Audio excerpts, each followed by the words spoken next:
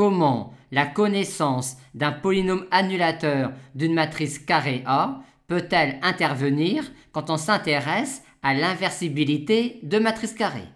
Situation 1. Grâce à la connaissance d'un polynôme annulateur de A, on peut, si le polynôme annulateur de A ne s'annule pas en 0, en déduire que A est inversible et avoir une expression de A-1 sous la forme d'un polynôme de matrice en A. Il suffit en effet d'écrire S de x ainsi, en remarquant que A0 est non nul, et en évaluant ensuite cette relation polynomiale-là en la matrice carrée A, et en se rappelant que S de A est la matrice nulle, on exhibe tout de suite une matrice polynomiale en la matrice carrée A, telle que A fois cette matrice-là donne la matrice identité, ce qui nous donne le résultat souhaité. Maintenant, avoir un polynôme annulateur de A peut nous permettre de montrer qu'une matrice qui est polynomiale en A avec un polynôme qui est premier avec le polynôme annulateur de A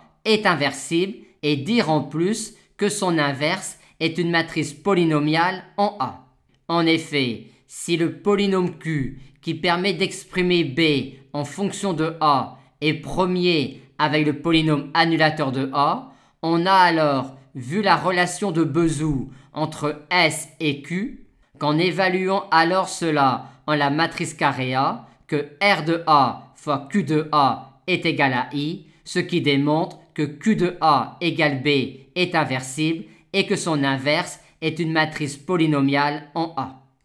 Et pour exprimer alors explicitement l'inverse de la matrice B,